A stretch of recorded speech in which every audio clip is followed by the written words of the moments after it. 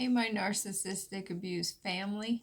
Today I'm doing something a little unconventional, but if you've been following me, you know that I'm going through this whole narcissistic abuse situation right now with my toxic duo parents. My mother is the narcissist, the father is the enabler, and I've kind of been like chronicling my whole journey all the while. And I'm doing it because I just want to give you guys the validation and just please know that you're not alone. And I hope that I can, in some way, help you to navigate this confusing, awful, very emotional journey. I hope you could take something away from what I've experienced, and nothing else, you know that you're not alone. So that's kind of where I'm going. If you've been following me for a minute, you know that I learned that there was a title for this narcissistic abuse that I've been undergoing my whole life, like last year, early last year, thanks to YouTube. I learned that my mother is, in fact, a narcissist, and all of the condescension, all of the negativity, everything just snapped into place and made all the sense in the world once I was armed with this knowledge. So, from there, I have been kind of navigating where to go with this newfound information and trying to figure out how I want to proceed in terms of a relationship with these people.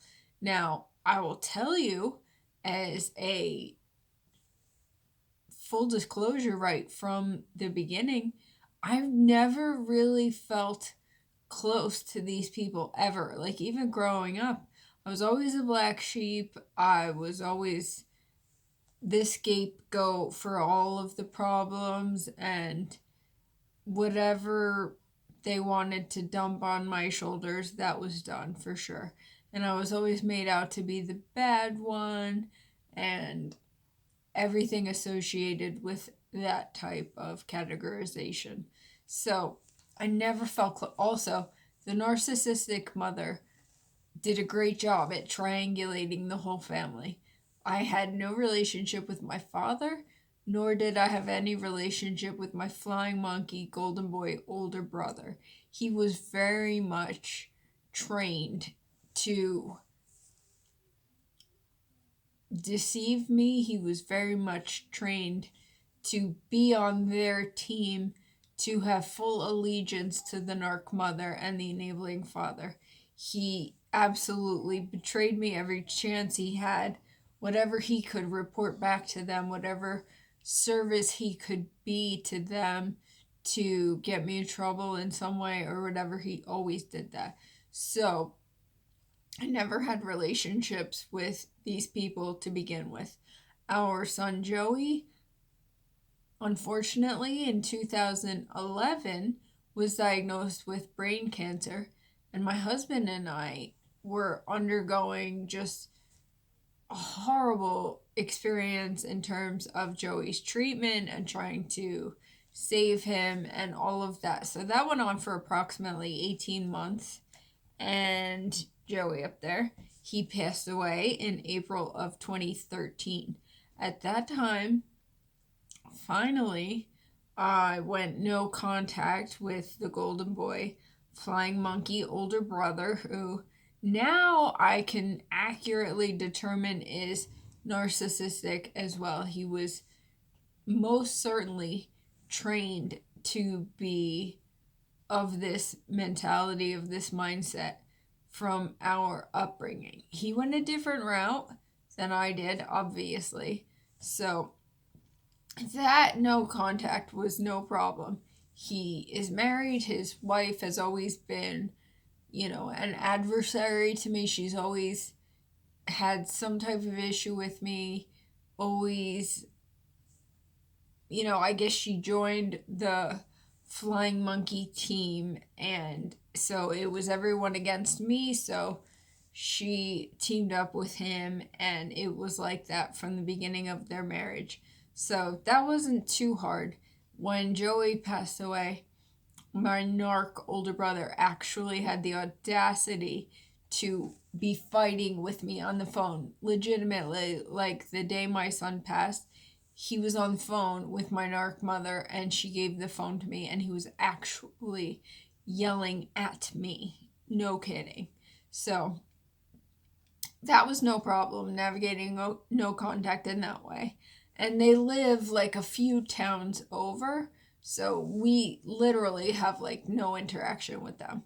So that was fine. So in terms of my toxic duo parents, we live the next town over. We're literally like 10 minutes away from them. And Joe and I have two beautiful daughters that we gave the toxic duo an opportunity to be a part of their lives. And to be honest, I regret that. In hindsight, I would have went no contact a long time ago. But this is my journey, and like I said, I'm chronicling it here. So I started to pull back once I learned about narcissistic abuse and that it was, in fact, a thing.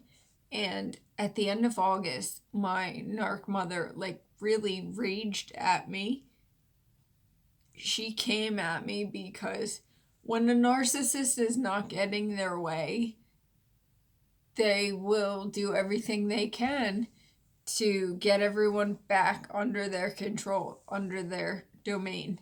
And that's a big thing with narcissists, is that they crave control because they are so small-minded and so insecure and all of that stuff. They have no self-worth, no self-esteem, nothing. So they feel the need to control everyone around them, to do damage control, essentially, to get all of their pawns in line with this fictitious persona that they are portraying.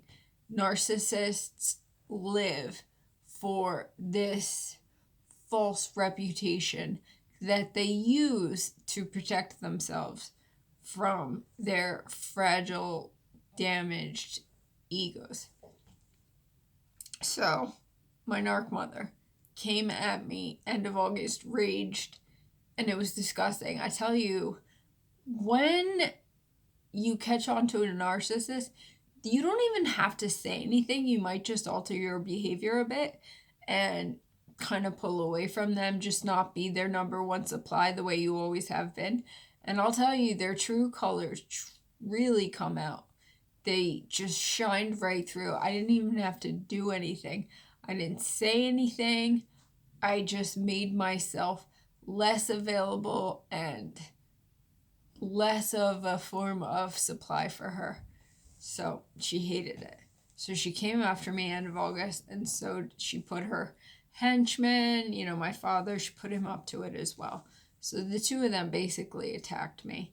So since then, my husband and I have been navigating as to how to go about, our lives. We are so very blessed, and we will always say that completely. We're so blessed with our love for one another, with our family, with our beautiful daughters, with our children. We're honored to be Joey's parents, even though he was only here for a short while. We're super grateful, more than I can express in words. So Joe and I have been navigating how to proceed. And I'm in a wheelchair. I realize that I'm very empathic, and I have absolutely taken on all of the black sheep targeting for all of my life, and I haven't known any different. And I had an energy reading one time, and it was so illuminating. Fabulous Liz, if you're watching, you know who you are. She was so insightful, and she told me that I was never taught how to process emotions, essentially. So I just absorb everything, and it inevitably comes out physically. So my family of origin, all I knew from them was like anger, hostility, resentment. That's all my narc mother ever demonstrated. So I feel like I have really embodied that toxicity. So Joe and I are navigating how to protect myself from this, from being targeted by them. And also, we've had to factor in how to extricate our children from the situation as well. We only want to do the right thing for everyone. Our children always come first. So, and seeing the toxic duo, the narc mother, for what she is, I realize that our children are much better off without her trying to siphon attention off of them and our life. So, anyway, where I'm going with this is the latest update, and that is that the toxic duo tried to initiate like family therapy, and clearly, the only intention on their part was to kind of brush this under the rug to make it go away.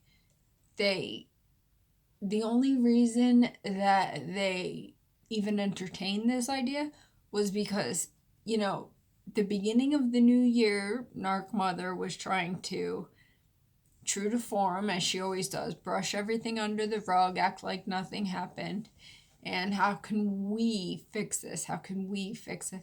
Never mind, I have explained in detail in extended writing, because nobody communicates, nobody talks to each other. So it was via email, I think.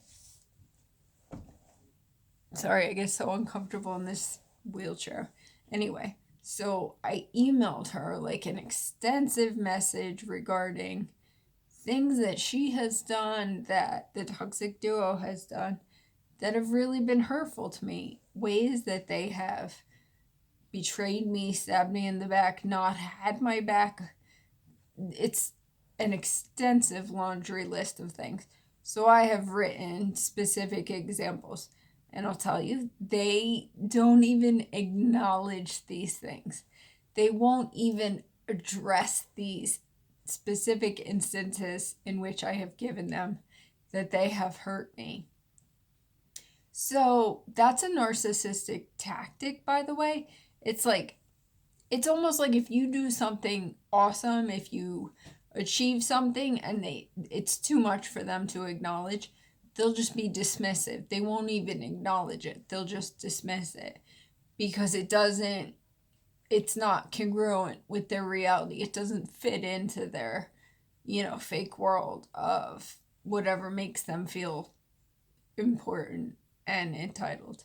So I wrote, an extensive message about times that they have hurt me, and I got no response. So they decided to approach my husband via email. So the message again was something like, how do we fix this? How do we make this go away? Essentially is what she was saying.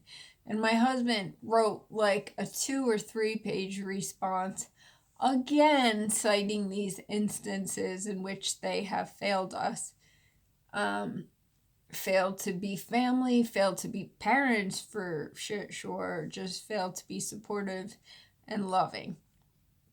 So at the end of his elaborate message, he said something along the lines of, because he's good-hearted, he doesn't want to hurt anyone in spite of how malicious these people are.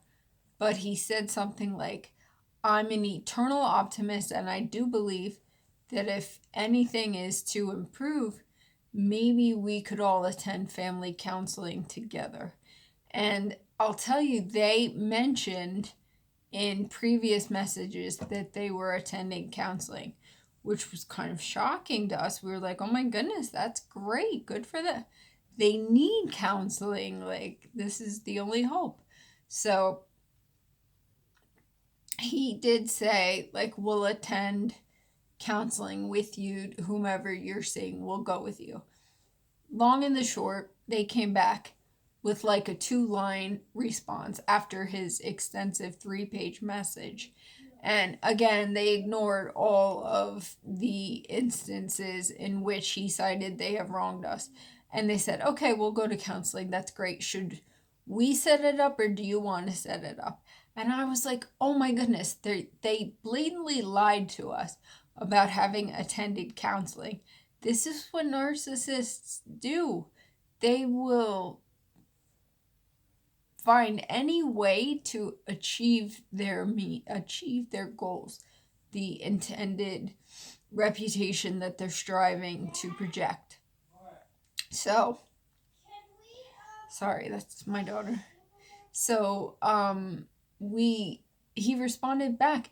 After we discussed this, we said, they totally lied to us and they made us think that they were attending counseling and they were not. So we just said, no, like, absolutely, this is a terrible situation. Why should we keep subjecting ourselves to this when we full well know there is no positive outcome? There is no benefit for us, for our family. So we finally just put a stop to it and said, thank you, we're good. And I wrote another extensive message, and I actually came to peace this time, you guys.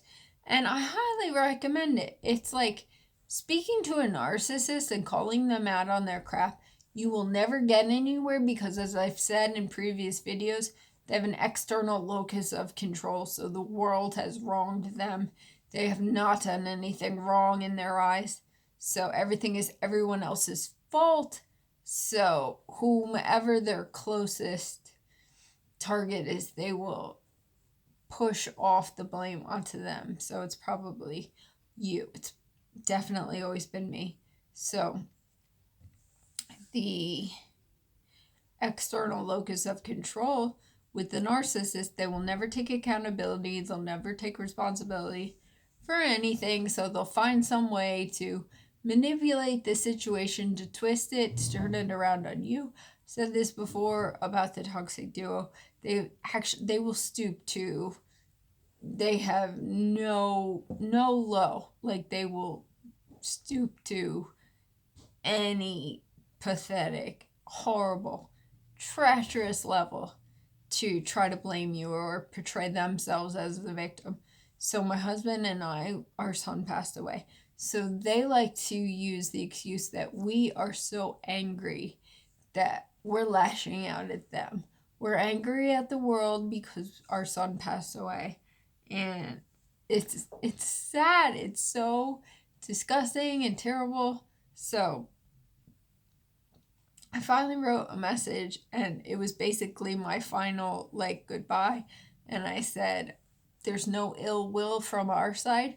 We just come from entirely different ends of the spectrum, and there is no resolution to be had here. Basically, I'm saying, leave us alone. We have a great life. We love each other. We love our children. We respect each other. We respect our children. And we respect ourselves enough to not deal with you.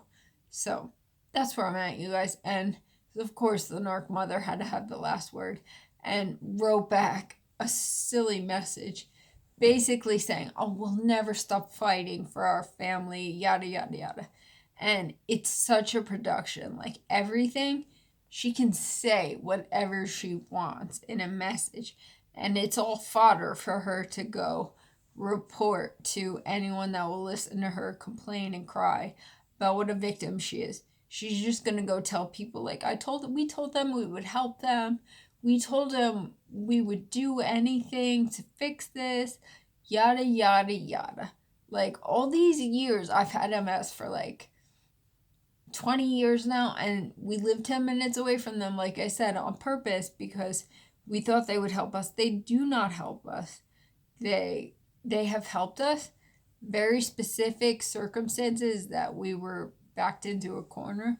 We needed somebody to drive each of our daughters to preschool, and they almost even failed us in doing that. They did that, but my narc mom was supposed to do it, but then she decided she was going back to work, so the enabling father did it. It's just, they always put themselves first. They will always put themselves first. and nothing is ever going to change. So I did get to a great place where I was kind of able to make peace with everything. And I was able to put that into a message and send it off.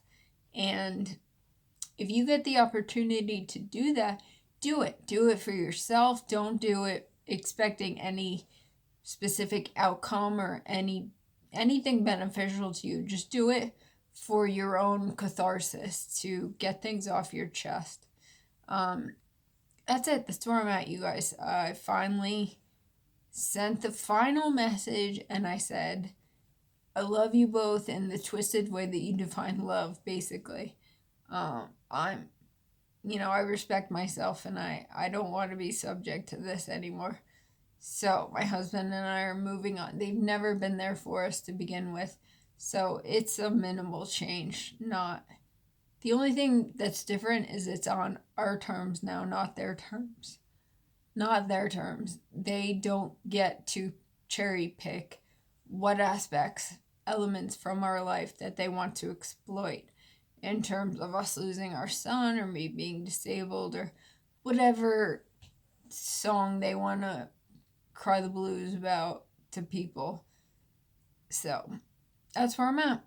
And I hope that you guys have taken some helpful tips from me along this journey with these messages. I have another good video coming up on Monday. So God bless you guys. We're bummed or we're bruised. More than anything, we're blessed because we're learning about this toxicity. We're rising above it and we're living our best lives. See you soon.